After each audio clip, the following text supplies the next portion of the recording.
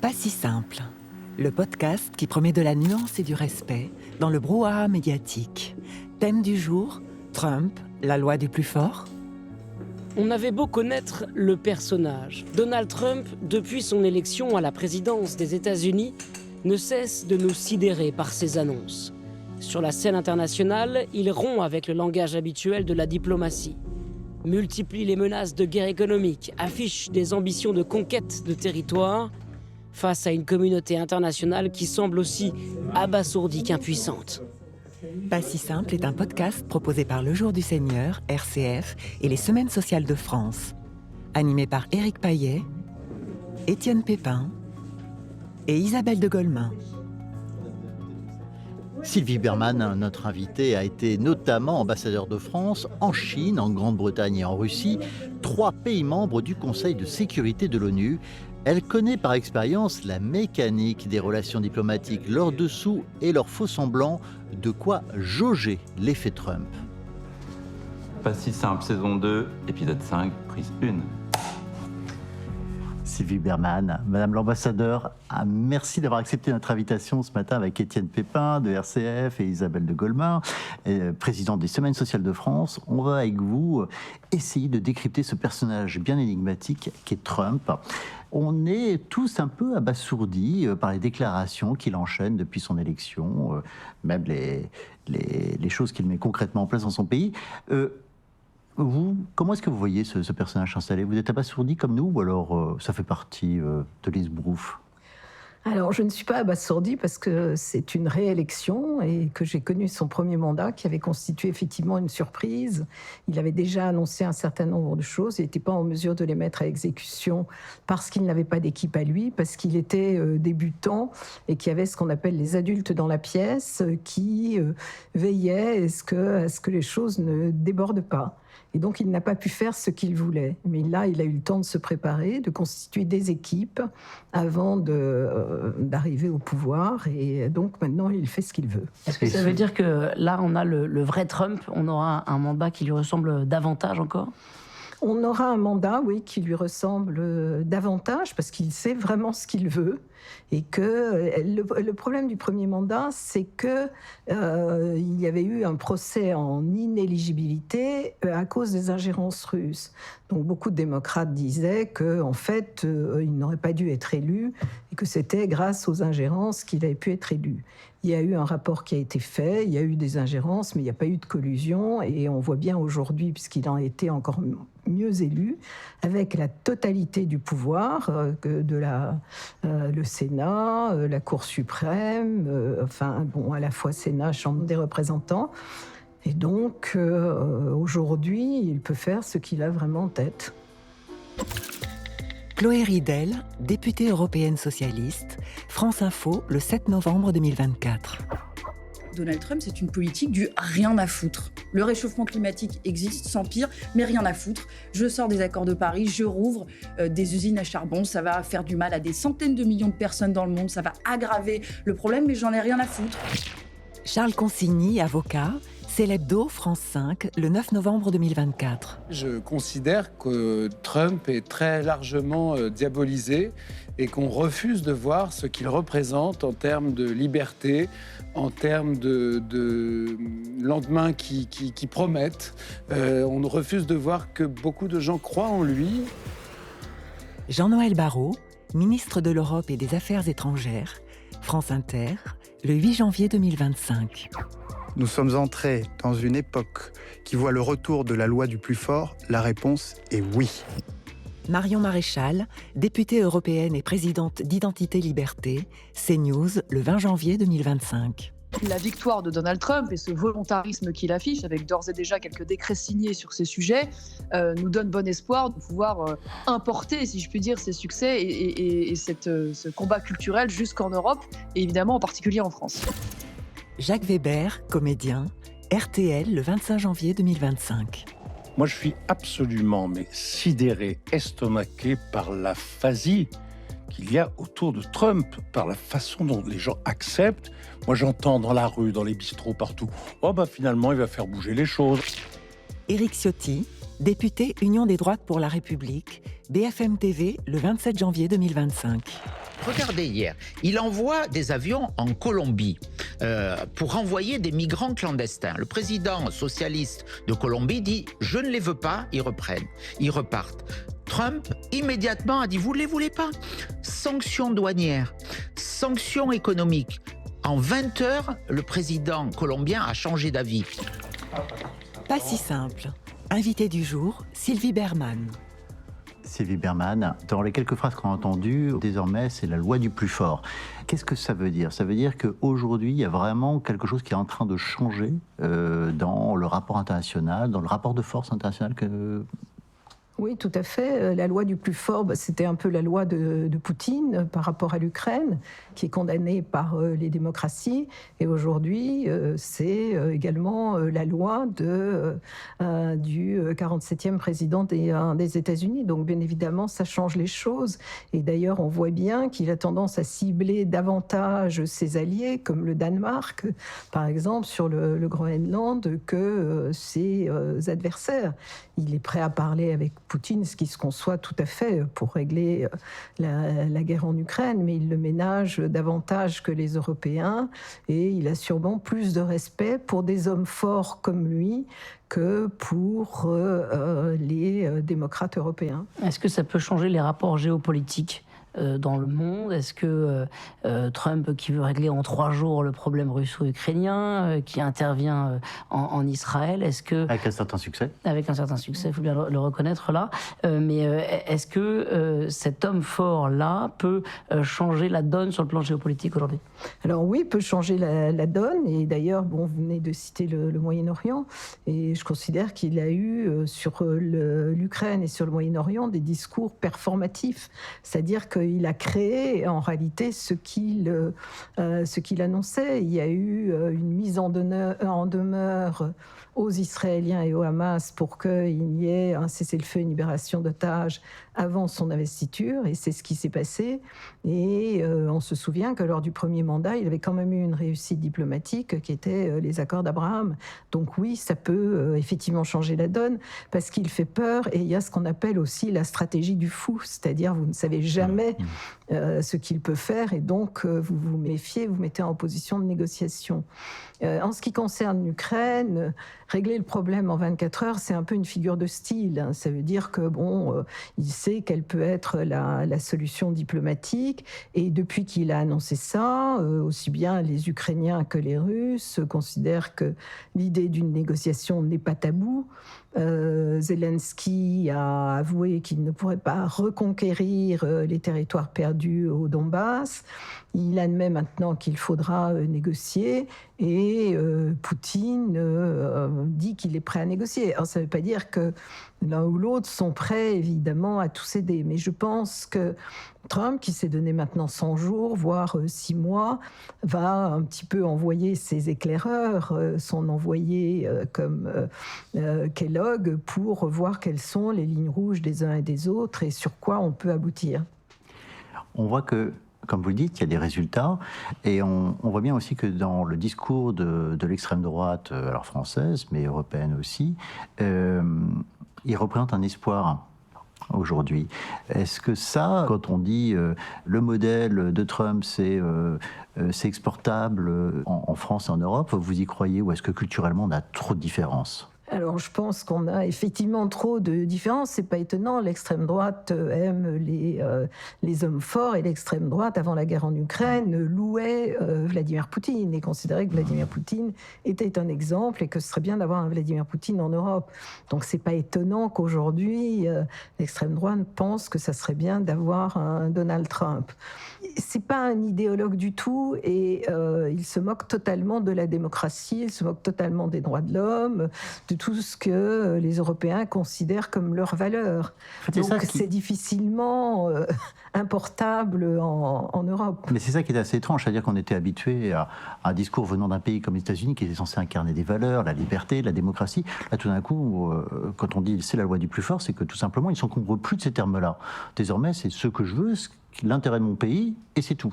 Oui, tout à fait. Et puis, bon, on rappelle toujours que c'est un homme d'affaires, un deal maker. Il a publié un livre il y a longtemps qui s'appelle L'art du deal, et c'est un peu comme ça qu'il se présente. Et donc, en fait, toutes ces annonces, il aime faire des deals, toutes ces annonces, c'est du chantage, c'est du bluff, et il pense qu'il en restera quelque chose. Quand vous négociez l'achat d'un appartement ou la vente d'un appartement, vous négociez. Il y en a toujours un qui met le prix, le vendeur met le prix trop haut, l'acheteur trop bas, et lui, il pense que c'est comme ça que ça se passe dans la vie. Alors, on entendait Jacques Weber dire qu'il y avait une forme d'aphasie, comme s'il n'y avait aucune réaction face à l'élection de Donald Trump. Est-ce qu'on est face à une résignation, comme si c'était le chemin de l'histoire qui vous laisse là? Alors, oui, les Européens sont quand même assez désemparés parce qu'ils n'incarnent pas la puissance. Au contraire, les Européens, c'est la règle du droit. Que faire? Vous pouvez dire, oui, c'est totalement inacceptable, mais dans les faits, vous l'acceptez puisque vous n'avez pas les moyens de vous y opposer. Il y a beaucoup de réunions entre les Européens à tous les niveaux pour savoir comment réagir à Trump, mais quand vous avez effectivement quelqu'un qui est le plus fort, le pays le plus puissant du monde, et un homme qui ne craint personne, qui ne craint pas de vexer, de blesser, qui ne s'intéresse pas aux principes diplomatiques les plus courants. Mais quelle réaction est possible en face pour éviter de laisser le champ libre à Donald Trump, même s'il a été élu et très bien élu aux États-Unis? Quelle réaction sur le plan international, non pas pour contrer coûte que coûte Donald Trump, mais pour réagir et pour maintenir la relation avec lui au moins?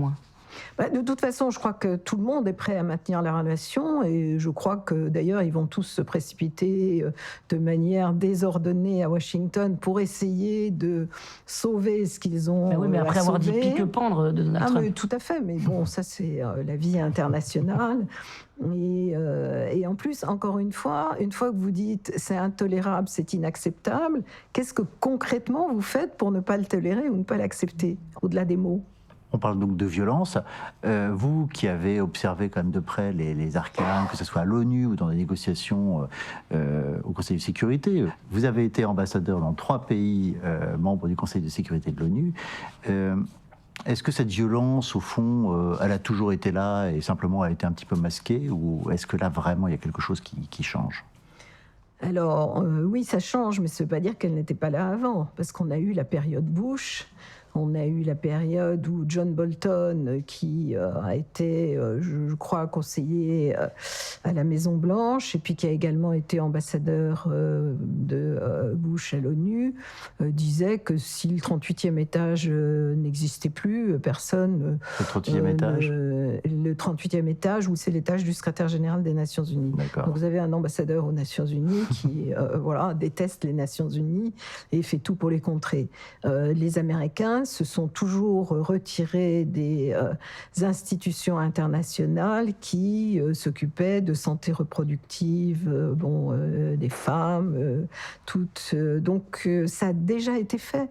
Et puis, alors pas avec la même, je ne sais pas comment le qualifier. Décomplexé. Moins décomplexé, mais enfin ça a été fait. Et la guerre en Irak, qu'est-ce que c'est ? C'est une guerre d'agression, comme on dit aujourd'hui pour l'Ukraine, non provoquée. Il y a eu des crimes de guerre, il y a eu des milices privées, et en plus de ça, les Américains ont refusé la compétence de la Cour pénale internationale. Alors aujourd'hui, Donald Trump va plus loin puisqu'il sanctionne ou menace de sanctionner le procureur et les juges. Mais les Américains ont tendance à se conduire de cette manière. Alors les Européens essaient la négociation, mais aujourd'hui c'est plus difficile parce qu'il est plus brutal et que finalement ce qu'on peut penser, dire, lui est totalement égal. Bonjour Mariette. Bonjour. Pas si simple. Thème du jour, Trump, la loi du plus fort. Le 20 janvier, Donald Trump a prêté serment devant plus de 200 000 spectateurs et des centaines de millions de téléspectateurs à travers le monde. Un véritable show sur lequel s'est penchée la sémiologue Mariette Darigrand. On a parlé de Donald Trump, la façon dont il se positionnait sur la scène internationale avec pas mal de déclarations assez surprenantes. Et on a tous attendu ce moment clé de l'investiture pour savoir comment est-ce qu'il allait incarner, quel visage il allait présenter au monde pour s'afficher comme ce nouveau président des États-Unis, enfin en tout cas un président avec un deuxième mandat qui serait certainement différent du premier. Qu'est-ce que vous avez repéré, vous, dans cette cérémonie d'investiture qui vous a frappé? C'était un objet sémiologique très riche. Il y avait beaucoup de choses à dire. J'avais bien pensé que ça vous inspirerait. Non, le grand message vraiment fondamental, c'est, alors appelons ça puissance, appelons ça force, mais une démonstration en effet de strength en anglais, vouloir montrer ses muscles. Je crois que là, Donald Trump a montré quelque chose d'extrêmement dans le langage et dans la gestuelle. Ah oui, dans le langage, puisqu'il a employé les mots qu'il fallait, y compris ce mot force, je vais y revenir si vous voulez, parce que c'est un mot qui normalement n'a pas sa place dans le système modéré de la démocratie, dans la douceur démocratique. Donc il l'a employé volontairement, bien sûr. Et puis alors sa gestuelle, est, du coup, je trouve qu'elle est intéressante aujourd'hui comparée à celle de Musk. D'une certaine façon, Trump, dans la gestuelle, est beaucoup moins violent, beaucoup plus apaisé, beaucoup plus harmonieux presque que Musk. C'est-à-dire qu'il dit aussi, je pense, en contraste, qu'il n'est pas violent. Et je prendrai l'exemple de la danse. La danse, puisqu'il a fait ses pas de danse tout au long de la campagne, qui les a un peu repris dans la deuxième partie de la soirée, après le dîner. Et c'est très intéressant comme figure, parce que c'est ancien, en fait, le roi danse en Europe. Il y a le menuet de Louis XIV, etc. Et c'est un signe, en fait, de civilisation, au sens précisément la violence guerrière, la force masculine guerrière qui sert au combat, à la conquête, c'est en quelque sorte entrer dans le salon des dames. Donc chez lui, il y a cette alternance, je dirais, du saloon et du salon. et je trouvais que, par contraste avec ce qu'a fait Musk par la suite, et peut-être là, il y a une façon pour Trump de dire « je ne suis pas si violent que ça », paradoxalement.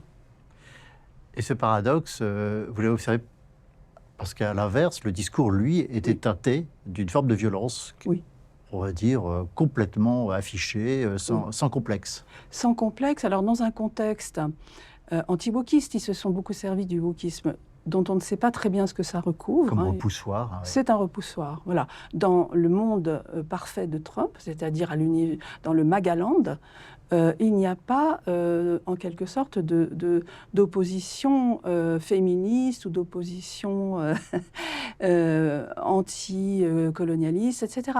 Tout ça a été effacé. Dans son monde parfait, il n'y a pas de débat.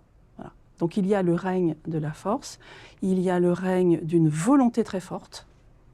Et donc on voit bien qu'on est proche de ce qu'on peut appeler autocratie. La démocratie, c'est le partage des pouvoirs. Là, c'est l'exercice du pouvoir d'une force. Et il incarne cette force. Alors, si on fait notre histoire culturelle en Europe, cette force, elle intervient dans nos légendes, nos cosmogonies, nos légendes de création du monde, contre le chaos. Il y a, par exemple, vous prenez les métamorphoses d'Ovide, il y a le chaos règne, mais dans la Bible c'est pareil, le tohu-bohu règne, et là une force émerge, verticale, civilisatrice, qu'elle soit nommée Dieu ou qu'elle soit nommée en latin la vis, VIS, ou les forcia, les forces de la nature. Elle s'oppose à quelque chose qui est liquide. Le chaos, c'est un grand liquide qui ne donne rien. Donc cette force, elle est solide. Et du coup, elle a un pouvoir dans notre imagination. L'imagination humaine, elle est dualiste, elle est simpliste. Elle a le pouvoir de réguler le chaos. Et vous savez bien sûr que le mot chaos est complètement un mot de l'ambiance, du contexte, pas qu'aux États-Unis. Et qui n'est pas valorisé par Trump, même s'il est parfois fauteur de chaos, comme 6 janvier. Merci Mariette. Épisode 5, prise 3. Pas si simple. Invité du jour, Sylvie Berman. Sylvie Berman, Donald Trump a beau danser, Mariette nous dit tout de même qu'il présente le visage d'un autocrate. Est-ce que ce terme d'autocrate vous semble ajusté au personnage ? Oui, je pense qu'effectivement, c'est un autocrate. Peut-être un commentaire sur la danse. Ce qui est quand même amusant, c'est qu'il danse sur YMCA, qui est un hymne gay. Et qu'il a fait venir pour son investiture Village People qui avaient un peu vieilli mais qui portaient la tenue de l'époque qui est un peu sans équivoque. Donc tout cela est assez paradoxal. Maintenant, oui, c'est un autocrate en ce sens qu'il ne veut pas de limite à son pouvoir et qu'il a signé ses décrets présidentiels parce qu'il considère qu'il légifère de manière absolument personnelle. Alors normalement aux États-Unis vous avez des contre-pouvoirs, mais les contre-pouvoirs sont précisément le Congrès. Là le Congrès est à sa main, c'est la Cour suprême est également à sa main. Donc pour le moment il y a peu de limites à son pouvoir. Je sais qu'on parlait souvent de la presse comme d'un quatrième pouvoir. Effectivement la presse, en tout cas New York Times ou autre, ne lui est pas favorable, mais vous savez aux États-Unis beaucoup de gens disent en fait les gens sont contents parce qu'ils ont voté contre le New York Times, qui représente les élites et qui est considéré également comme woke. Alors, juste Sylvie Berman, quand on parle d'autocrate, les pires images de l'histoire nous viennent en tête, évidemment. Est-ce qu'on doit avoir peur, justement, des excès d'un autocrate aujourd'hui et de quoi est-ce qu'il rêve, finalement, Donald Trump, comme ça, en prenant de manière extrêmement personnelle le pouvoir ? En tout cas, son mot d'ordre, c'est « Make America Great Again », c'est de faire des États-Unis une puissance totalement incontestée, même quand elle n'est pas légitime dans ses revendications. Parce que la revendication du canal du Panama, du Groenland, du Canada, voire du Canada, n'est effectivement pas légitime. Bon, le Canada, il ne pourra pas faire grand-chose, je pense. Le Groenland, je ne sais pas, mais le fait même qu'il déclare qu'il veut acheter le Groenland, qu'il ajoute que c'est pas très amical de la part du Danemark de lui refuser cela, montre qu'il considère, comme les autocrates du passé, que personne ne doit s'opposer à lui. Bon, maintenant, il y a quand même une vie internationale, il y a quand même un certain nombre de règles. Est-ce qu'on doit avoir peur d'une reproduction de l'histoire qui évidemment, est sans doute une des pages les plus sombres de l'histoire ? Tout à fait, mais je pense que ça a posé un gros problème aux Européens en particulier, parce que les Européens, ils se sont construits justement contre le recours à la force. Pourquoi ? Parce que l'Europe a failli se suicider en 2 guerres, et justement avec une violence sans pareil. Et pour les Européens, c'est véritablement plus jamais ça. Donc ils ont mis en place un système de coopération entre États, d'abord entre anciens pays ennemis, l'Allemagne et la France, et puis ils ont mis en place un certain nombre de règles, de normes pour gérer les choses de manière différente. Un ancien collaborateur de Tony Blair disait que l'Union européenne à l'époque était une entité post-moderne dans une jungle internationale où les règles effectivement restaient encore celles de la force contre le droit, alors que l'Union européenne incarne le droit contre la force. Mais ça sera beaucoup plus difficile pour les Européens que par exemple même pour les Chinois qui sont prêts à résister parce que les Chinois incarnent aussi la force. Ils sont sur le même dialogue. Vous le disiez à l'instant, on a cette histoire, mais l'Amérique et les États-Unis, dans cette histoire, c'était nos alliés, c'était ceux qui sont venus nous libérer. Est-ce que aujourd'hui, en Europe, on peut se dire que Donald Trump est toujours notre allié ? Alors, je pense que Donald Trump, en tout cas, n'est pas notre ami. Il a dit à plusieurs reprises, déjà pendant son premier mandat, que les Européens étaient des ennemis pires que la Chine parce qu'ils voulaient du mal à l'Amérique, et tout ça parce qu'il y avait des excédents commerciaux ou parce qu'il considérait qu'on ne payait pas assez pour notre défense, sachant que augmenter le budget de défense signifie acheter des équipements et des avions américains. Donc il ne se comporte pas en tout cas comme un allié ou comme un ami. Il y a l'article 5 du traité de l'Atlantique qui est très connu et qui est le fait que l'attaque contre un État est considérée comme l'attaque comme tous les États. Or là, qu'est-ce qu'il attaque le Groenland qui est... voilà, et donc le Danemark. Un mot sur, vous le disiez, ces alliés même en interne, quoi, ces alliés aux États-Unis et puis sa garde rapprochée, ceux qui sont avec lui, qui pourraient servir aussi de régulateurs, quoi, du pouvoir. On a l'impression qu'il a pris des clones comme pour s'assurer de la mise en œuvre de son programme et de ne pas être empêché, quoi, dans son projet. Oui, tout à fait. D'ailleurs, moi, j'avais écrit à un moment qu'il avait mis des Dracula à la tête de la Banque du sang dans certains ministères, le ministère de la Défense, le ministère de la Santé avec Kennedy. Et oui, il ne veut pas, cette fois-ci, recevoir des leçons de collaborateurs ou ils sont à ses ordres. Alors, ils sont très différents. Il y en a qui ont un profil un peu atypique, d'autres comme Marco Rubio, le secrétaire d'État aux Affaires étrangères, qui est plutôt classique, mais dont Trump s'est assuré de la loyauté. De toute façon, il ne tolérerait pas quelqu'un qui le critique ou qui n'approuve pas ses idées et ses projets. Et encore une fois, il a eu le temps de se préparer grâce au système américain où vous avez plusieurs mois entre l'élection et l'investiture. Il a choisi ses équipes et comme le Sénat lui est acquis, ils ont, même s'il y avait quelques doutes, ils ont reçu l'approbation du Sénat, donc ils sont à ses ordres, tout simplement. Pas si simple. Thème du jour, Trump, la loi du plus fort. Si Donald Trump présente le visage d'un autocrate, quelle menace fait-il peser sur la liberté? Ce principe garanti par le premier amendement de la Constitution des États-Unis. Nous avons recueilli deux avis très divergents de deux Franco-Américains. Amy Porter est la porte-parole des démocrates en France et Nicolas Conquer, celui du Parti républicain en France également. Nicolas Conquer, porte-parole des Republicans Overseas. Pour revenir sur un point de fond de Donald Trump, c'est qu'il veut revenir au principe même de la Constitution américaine. Il croit en ce qui s'appelle le life, freedom and pursuit of happiness. La vie, la liberté et la quête du bonheur. Amy Porter, porte-parole des Democrats Abroad en France.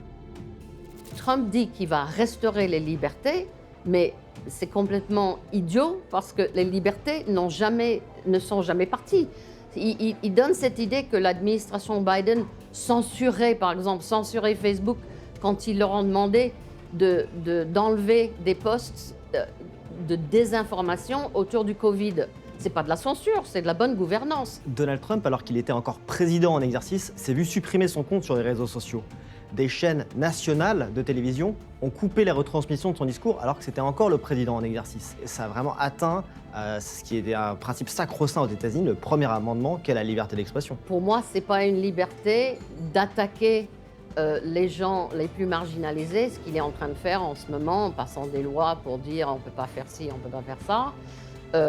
Bannir les livres comme c'est fait aujourd'hui par beaucoup d'États républicains, dont le mien, la Floride, c'est pas la liberté de dire aux gens ce qu'ils ont le droit de lire, ce qu'ils n'ont pas le droit de lire. Depuis des années, il y a des livres qui sont bannis et ça continue aujourd'hui, une nouvelle liste qui sort toutes les semaines, sortir des bibliothèques ou des bibliothèques des écoles, certains livres qui parlent d'homosexualité par exemple. Aux États-Unis, dans les écoles maternelles, il y avait des drag time stories, des drag queens qui venaient dans des écoles maternelles vous lire un conte. C'est pas une affabulation, c'est des choses qui existent concrètement et les parents qui venaient s'opposer à ça se voyaient sanctionnés ou exposés publiquement en disant voilà, ils sont contre les LGBT. Avec Donald Trump, on a fait un premier pas vers la victoire dans la guerre culturelle.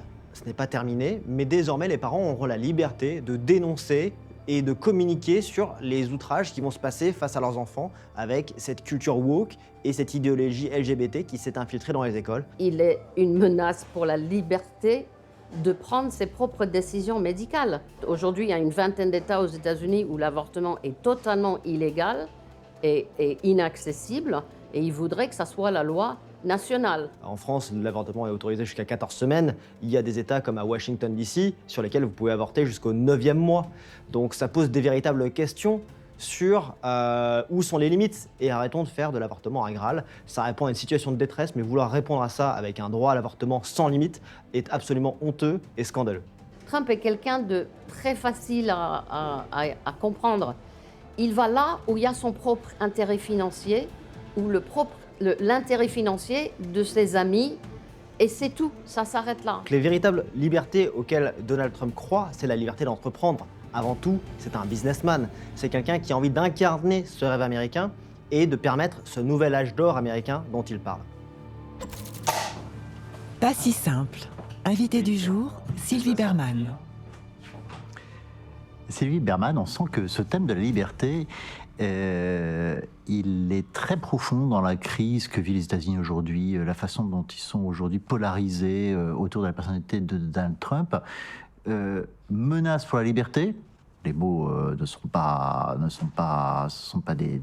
pas une petite accusation, et en même temps, lui justifie toute son action par la liberté. Comment est-ce que vous voyez cette question ?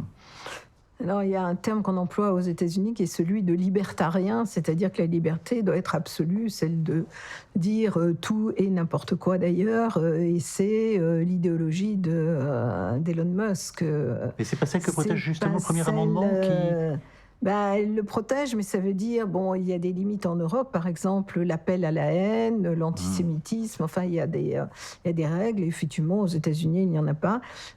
Trump a décidé de supprimer également les vérificateurs de faits, les fact-checkers, et d'ailleurs, certains dans la Silicon Valley s'y sont immédiatement pliés.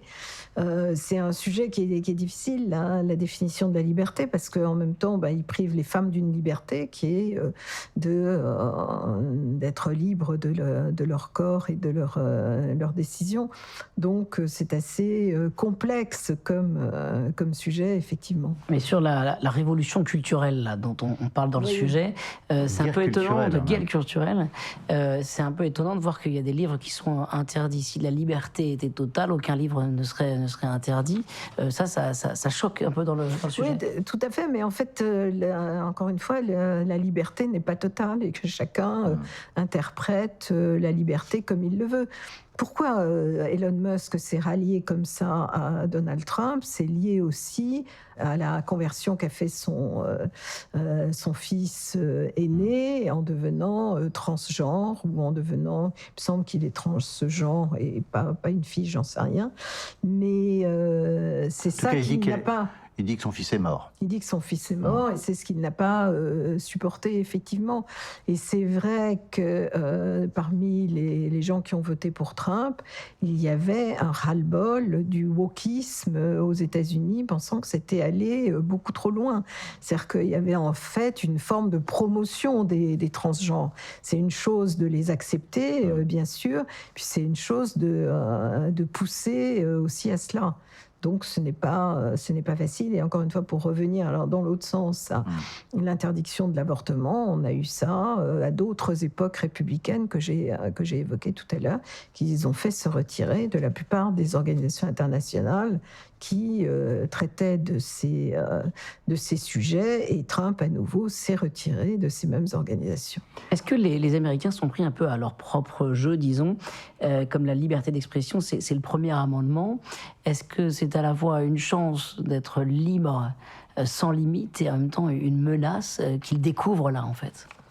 Mais je pense que c'est difficile de parler des Américains, parce que c'est un pays qui est extrêmement divisé. Vous avez les électeurs de Trump et vous avez les autres, ceux qui penchent plutôt pour les démocrates. Sauf que là, il n'y a pas eu une bonne candidate démocrate, que Joe Biden s'est retiré beaucoup trop tard, et qu'ils sont un petit peu sidérés. Il y a un effet de sidération pour les démocrates, mais si vous rencontrez des Américains, beaucoup d'Américains ou d'amis américains qu'on fréquente, ils ne sont pas très trumpistes. tout à l'heure, on l'évoquait sur son côté autocrate. On voit que là, il s'entoure de responsables, en effet, de la Silicon Valley, mais qui sont aussi des gens qui ont les clés de l'opinion. Ça, c'est une stratégie de penser qu'éventuellement, c'est à travers les réseaux sociaux qu'il va valider son bilan, ses actions. On sait aussi le mépris qu'il peut avoir pour les urnes et pour la Constitution. On l'a vu lors de le 6 janvier avec l'incident du Capitole. Est-ce que vous pensez que là, on a vraiment un risque de remplacer, je dirais, les urnes par une soi-disant opinion publique qui serait orchestrée? Je crois que les réseaux sociaux sont dangereux dans beaucoup de pays parce que vous avez des algorithmes qui ciblent ceux qui pensent de la même manière. Moi, j'ai vécu ça au Brexit, au Royaume-Uni avec le Brexit, qui a été la première crise dans une démocratie représentative. Vous aviez l'utilisation des réseaux sociaux de Cambridge Analytica et qui visait ces populations déshéritées qui ne votaient jamais pour les convaincre que le problème venait de l'Union européenne et de l'immigration et qu'ils devaient voter Brexit. Je crois que dans tous les pays, les réseaux sociaux ont un effet démesuré. Là, pour Donald Trump, il y a une chose sur laquelle je suis d'accord, c'est que c'était choquant qu'on lui interdise l'utilisation des réseaux sociaux.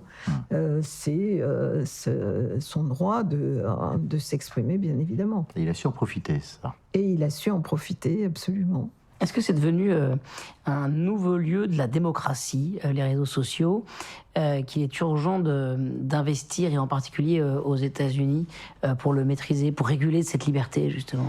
Le problème, c'est qu'aux États-Unis, ils ne veulent pas réguler.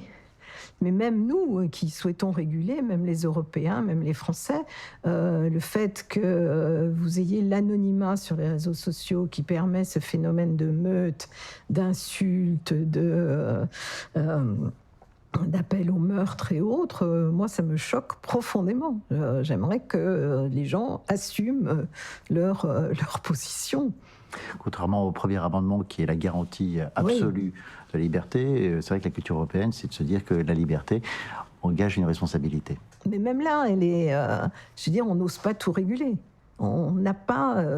ça reste... l'anonymat reste la règle sur les réseaux sociaux. Moi, je me souviens de ce film merveilleux de Clouzot, Le Corbeau, où il y a une enquête et c'est un délit...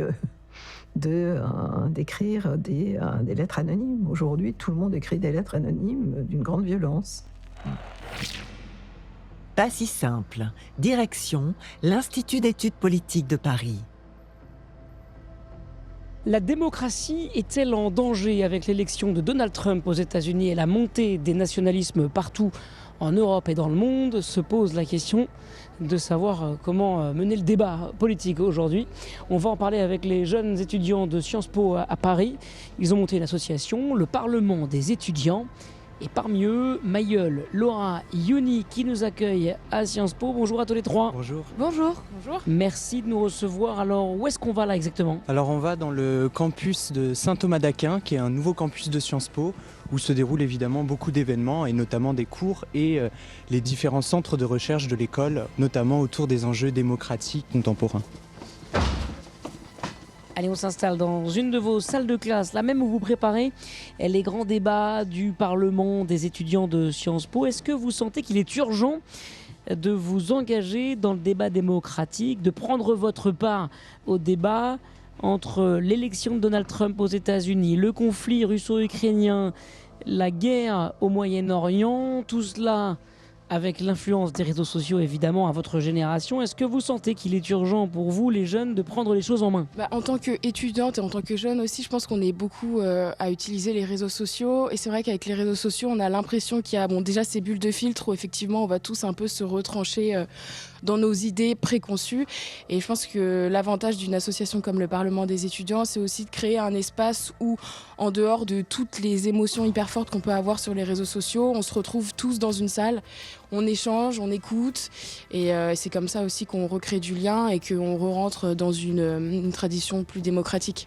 Comment est-ce que vous êtes touché par ce qui se passe actuellement dans le monde sur le plan démocratique ? Je pense qu'à la fois ça peut nous inquiéter sur le futur à divers titres, un point de vue géopolitique, climatique, économique, enfin plein de raisons. Mais d'un autre côté, ça nous conforte dans l'idée qu'il faut s'engager, parce que si on ne s'engage pas nous-mêmes, peut-être d'autres s'engageront pour nous, et après, si on a des désaccords, on ne pourra pas dire que soit on ne savait pas, soit on ne nous a pas proposé de nous engager. C'est aussi à nous-mêmes de nous saisir de l'engagement, et quand parfois on n'y pense pas forcément, quand on ne sait pas forcément comment s'y prendre, je pense que des associations comme le Parlement des étudiants qui permettent de rencontrer des responsables politiques ou des personnes qui travaillent au quotidien dans les institutions au sens très large, ça peut être effectivement les médias, le Parlement, le gouvernement, les administrations, ça peut nous donner les clés de l'engagement.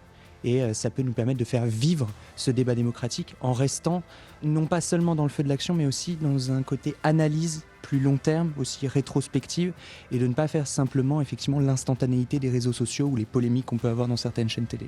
Comment vous voulez influencer le débat, au-delà même du Parlement des étudiants ? Comment votre parole, votre action déjà comme étudiant peut avoir un impact ? C'est vrai que ces échanges, ça reste comme dans un cercle privé, mais on en parle bien sûr autour de nous, ça nous influence personnellement. Et après, en dialoguant, en essayant d'échanger entre nous, on espère que ces idées feront leur chemin et auront un impact. Vous parlez déjà presque comme des politiques, les uns et les autres. Là. Comment est-ce que vous voulez convertir ce que vous êtes en train de vivre et d'apprendre ici ? Pour moi, c'est très important de garder toujours à l'esprit le pluralisme. Et moi, je pense que ce qui me guide un peu, c'est le secteur des médias, et veiller toujours à conserver cette diversité, cette pluralité dans les médias. Donc, je pense que je vais essayer de faire quelque chose là-dedans. Épisode 5, prise 5. Pas si simple, invité du jour, Sylvie Berman. Sylvie Berman, on entend ces étudiants de Sciences Po s'investir pour se former au débat démocratique, mais bon, ils sont appelés à avoir des responsabilités justement politiques, en tout cas dans les grandes instances internationales. Qu'est-ce qu'il faut aujourd'hui développer comme culture pour s'opposer à une logique, la logique de Trump ? La culture du dialogue, surtout. Déjà, ne pas considérer qu'on a automatiquement raison, mais qu'il faut écouter l'autre. Maintenant, s'opposer à Trump, qui justement refuse le dialogue, encore une fois, c'est difficile. Bon, on peut le faire par l'argumentation, mais je ne pense pas que ça porte beaucoup. Là, ils parlent, ces jeunes étudiants, je trouve que leur initiative est très louable, parlent un peu de la situation interne en France aussi, où les débats à l'Assemblée nationale ne sont pas nécessairement extrêmement démocratiques et fondés sur le dialogue et l'écoute de l'autre. Quel rôle peuvent prendre les jeunes aux États-Unis ? On sait que proportionnellement, ils ont été beaucoup plus nombreux à voter pour Kamala Harris. Est-ce que ça peut changer la donne, justement ? Est-ce que cette génération-là qui vient, qui s'engage, on le voit bien, alors ça c'est en France, en Europe, mais aux États-Unis aussi, ils sont très présents dans le débat politique. Est-ce qu'ils peuvent apporter quelque chose dans le débat aux États-Unis ? Alors on verra, parce que vous avez vu que dans les universités américaines, au moment du 7 octobre et ensuite, il y a eu un certain nombre de mouvements très non seulement hostiles à Israël, mais à la limite de l'antisémitisme, ce qui était quelque chose d'inconcevable aux États-Unis avant. Donc ça ne va pas nécessairement dans le bon sens. On a accusé les universités de wokisme, et quand trois présidentes d'universités ont défendu cela en disant ça dépend du contexte, je pense que c'est problématique aussi. C'est-à-dire que les jeunes n'ont pas toujours raison. Tous les jeunes ne sont pas non plus. Oui, mais ils sont là pour venir bousculer le système, ils sont là pour déranger. Peut-être, mais on ne peut pas partir du principe qu'ils ont nécessairement raison.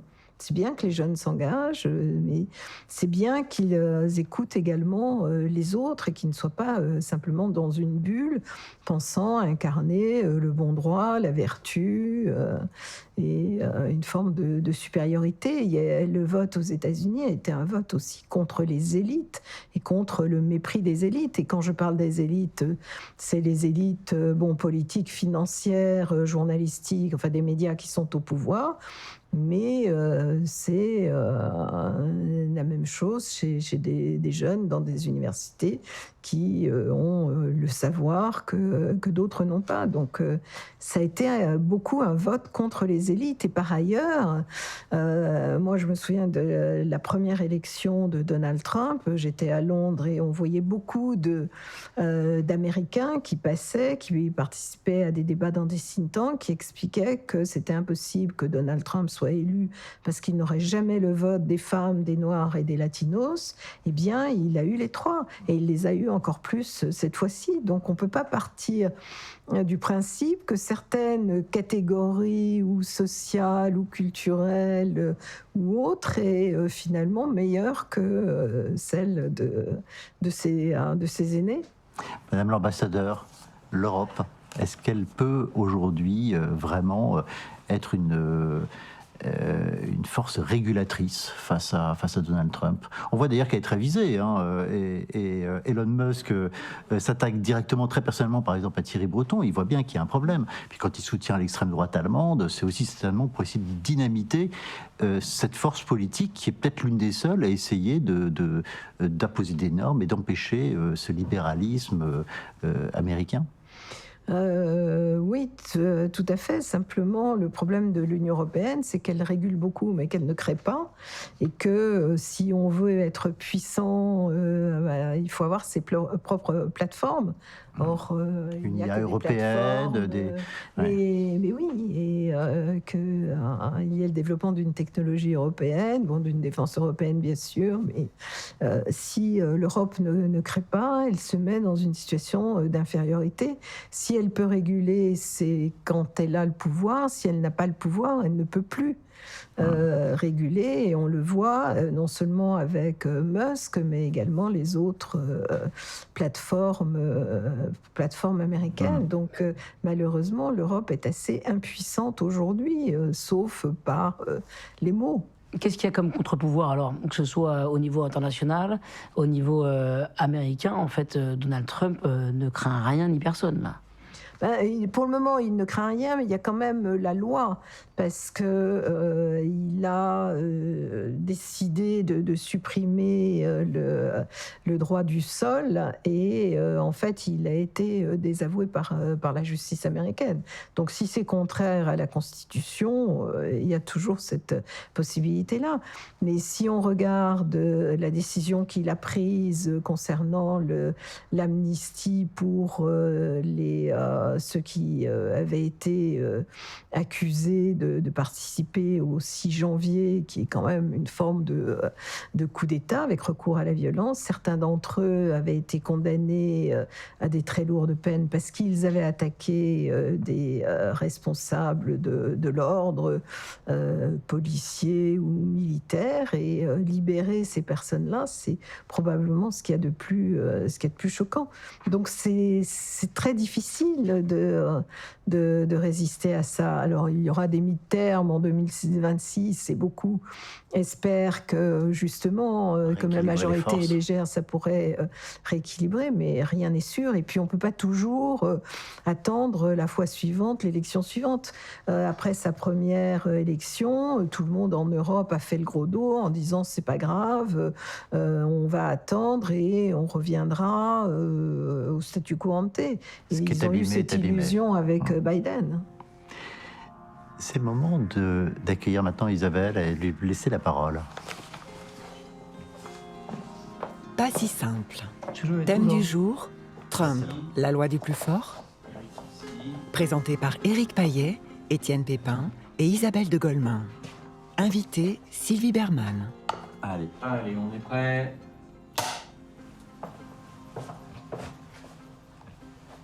Sylvie Berman, merci de cette présentation. J'ai trouvé que ce qui m'a frappé peut-être le plus dans tout ce que vous avez dit, c'est que vous avez été très nuancé.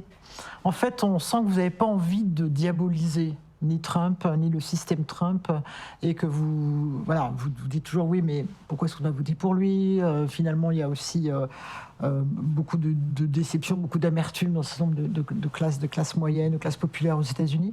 Donc je trouve intéressant, et de fait, c'est pas si simple. Donc c'est bien l'objectif de l'émission. Il y a une première question que j'aimerais vous poser, c'est que vous êtes donc Madame l'ambassadeur, donc vous êtes une femme. Et moi, quand je regarde aujourd'hui la scène internationale, j'ai le sentiment qu'on revient un peu en arrière, comme dans les cours de récréation quand j'étais petite fille, où il y avait les petites filles d'un côté, les garçons de l'autre, et qui montraient les points, et qui finalement, il y avait qu'eux qui tenaient la cour. Nous, on était... voilà. Et c'est vrai que là, c'est une diplomatie... Est-ce que c'est une diplomatie, d'ailleurs ? Peut-être on en parlera. En tout cas, c'est très masculin. Alors, il y a des femmes qui sont masculines, en tout cas c'est très viril, il y a un côté justement le droit du plus fort. Est-ce que ça c'est quelque chose qui vous frappe aussi ? Est-ce que vous avez le sentiment que d'un seul coup, on a beaucoup parlé du care, on avait beaucoup parlé c'est vrai, de la féminité ces dernières années, et là d'un seul coup on revient dans un truc finalement très années 50 quoi. Oui, tout à fait. Oui, on parle souvent de masculinisme d'ailleurs, ou de virilisme chez ces hommes forts, que ce soit Donald Trump ou Vladimir Poutine. Même chose chez Erdogan, même chose absolument. Je crois qu'effectivement, on retourne à une forme de nationalisme, bien sûr, d'impérialisme, et à partir du moment où c'est la force, c'est plus, effectivement, on peut se dire, un comportement très, très masculin, même si, il y a eu des femmes fortes avec Golda Meir, par exemple, mais... Indira Gandhi, ou des femmes comme ça. Mais là, c'est vrai qu'on a un sentiment quand même de... Oui, non, mais tout à fait. Ouais.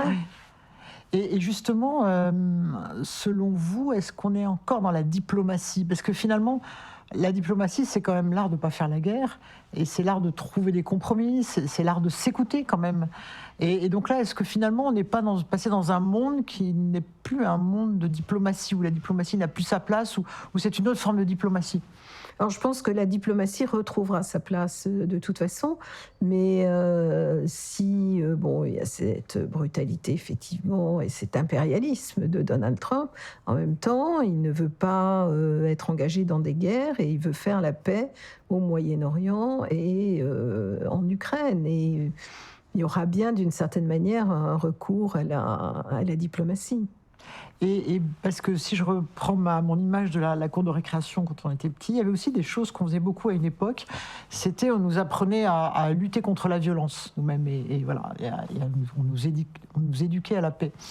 En tout cas, comme diplomate, est-ce que vous avez le sentiment qu'il y a des attitudes qu'on peut avoir qui pourraient désamorcer quelque chose ? C'est un peu ce qu'Emmanuel Macron a essayé de faire une fois ou l'autre par rapport à Trump ou à Poutine. Ça n'a pas très bien réussi. On se souvient de contacts comme ça un peu forts.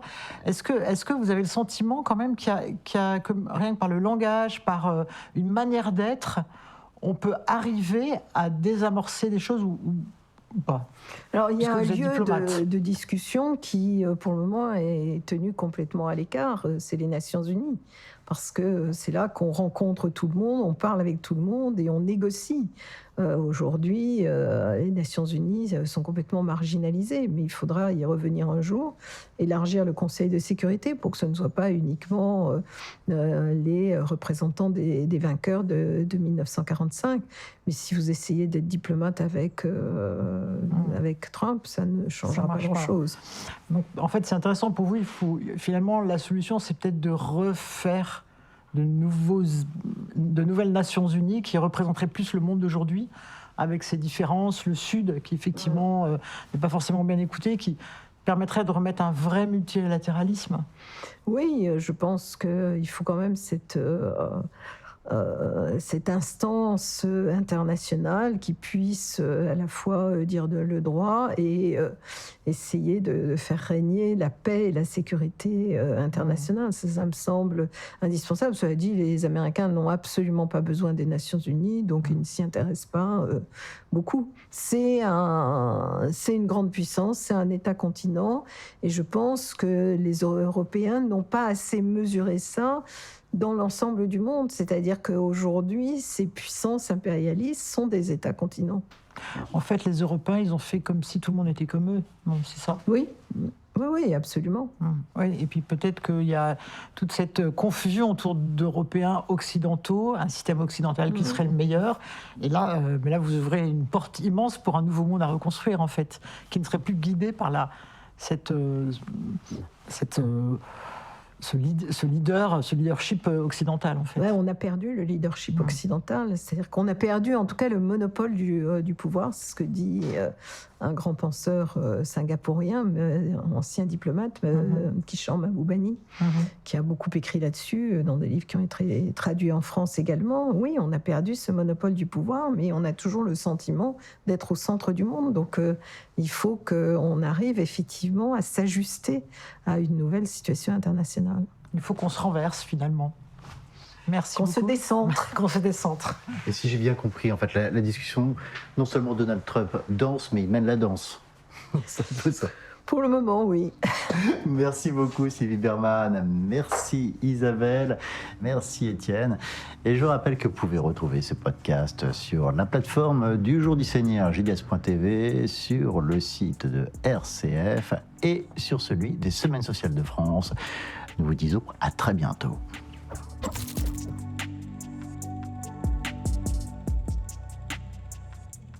Pas si simple. Trump, la loi du plus fort ? Un podcast produit par Le Jour du Seigneur, RCF et les Semaines sociales de France. Présenté par Éric Payet, Étienne Pépin, Isabelle de Golemin. Réalisé par Georges de Genevray. Prise de son, David Sandras, Laurent Schwartz. Reportage, Geoffrey Defebvre, Étienne Pépin, Jérôme Tournier. Montage son et mixage, Benjamin Alves. Voix off, Lison Risse. Documentation, Claire Latuile. Production, Frédéric Niquet-Châtelet. Archives, France Info, France Télévisions, Troisième Œil Productions, France Inter, CNews, RTL, BFM TV, RMC. Musique, Mima Musique.